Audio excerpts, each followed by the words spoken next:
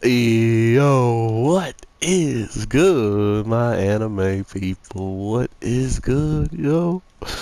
So, Black Clover is giving us some very interesting information, I want to say, and this was definitely much better than anything that's happened in this festival.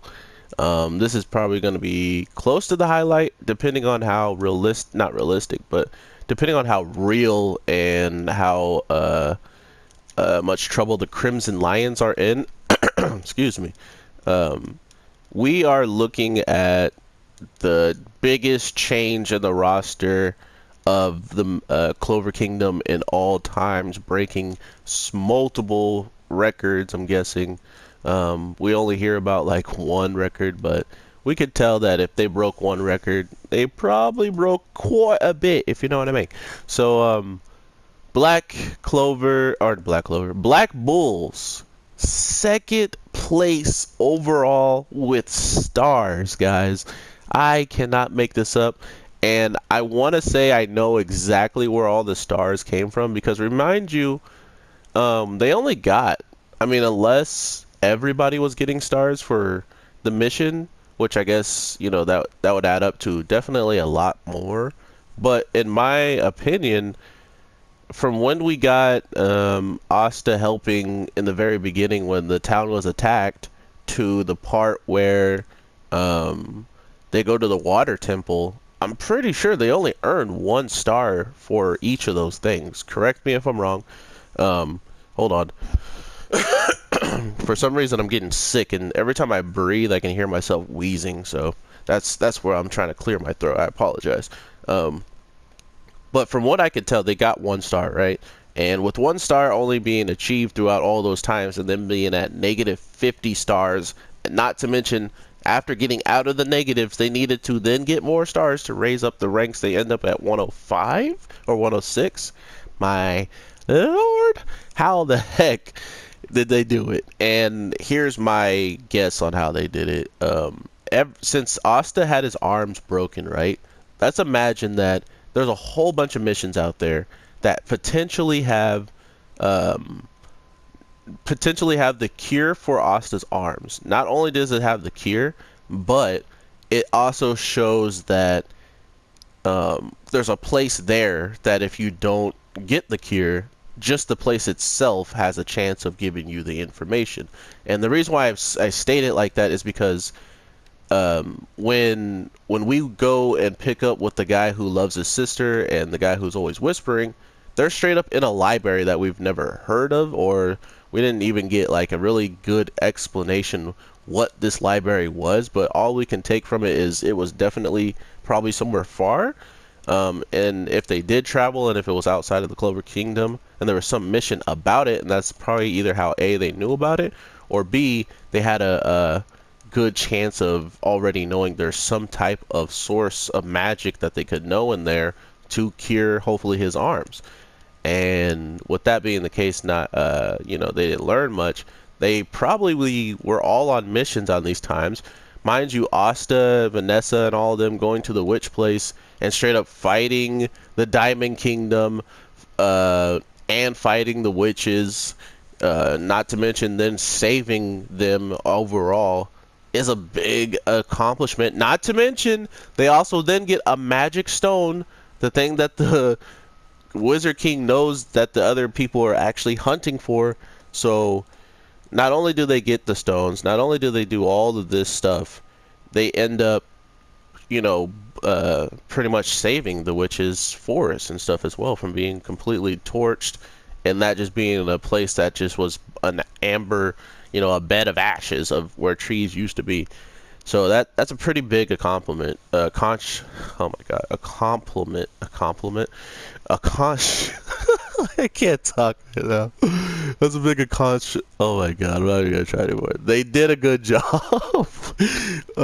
And for me, it makes a lot of sense that all these missions, that every single one of them, even the girls going out and looking for some type of food, I think, to help Asta's arms, even that might have been a mission at first. In the area itself, they were hoping that maybe there's something that heals, you know, like herbs and stuff like that, seeing how they're in a forest.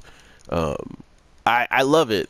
I love that Black Bulls are up here because they definitely were working so hard to get Asta back on his feet. Not to mention, Asta himself was with a group of people that were working just as hard to get him on his feet as well. They also liberated a Diamond Knight member. They saved someone who was on the run from a kingdom that now he could help them know more about it and be a great ally, you know. So that's what I want to ask you guys in the manga, if you guys are here. If Black Bull went to second place, was there just a skip between all the time that they earned all these stars? Because with them being the ruffians and stuff like that, it makes sense that they get some jobs done and that they're more of the people's guild, you know. But at the same time, I guess they're more of the middle to peasant peoples, because this episode just goes to show us that royalty is still trash. If you're royalty and you hear the word peasant, you're just supposed to act like that means absolute garbage, that means absolute trash. Even though you're looking at the two best rookies of the time, of this generation and everything, they're just like, ooh, they're peasants though? Yikes. I'm gonna have to swerve on this one. Skirt! You know, like, that's literally their mentality towards the people who might actually be the last men standing to save your freaking kingdom. It just goes to show you that Asta's never gonna probably get out of diversity when it comes down to the people. I mean, sure, these guys started cheering a lot louder for Asta than, I mean, it was probably more for Yuno showing his magical power, and that's what royals actually have.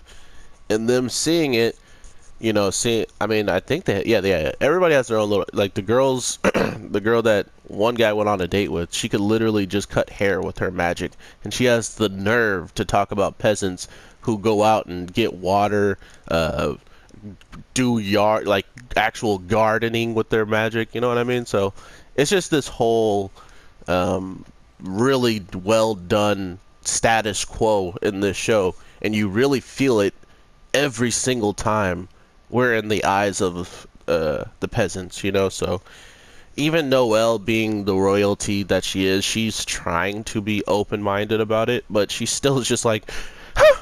You know, like, flip your hair. She still has the body language of a royal, so it all makes a lot of sense why they carry themselves the way they do. I mean, look at their king. They straight up would get executed for telling the truth. If you dare tell the truth in front of the king, by all means, he will kill you. So back up and don't say nothing. Like, Jesus. That's a scary place to live, guys.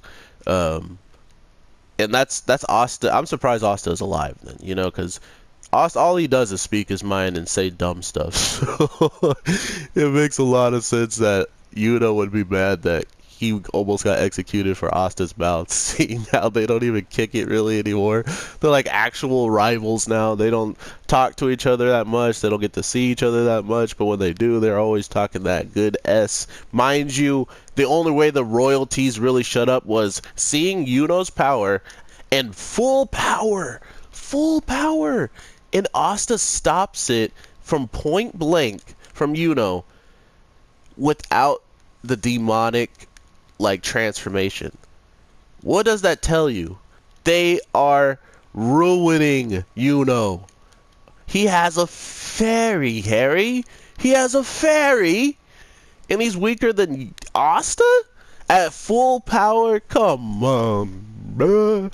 But to be fair, it was only like an arrow. It was a direct, like, singular attack that even if Asta dodged it, it probably would have like went into a building or like up in the air or something, you know. So it was definitely a controlled precision strike at full power, and Asta still has the reaction time and quickness with his hands to use his biggest sword to stop it.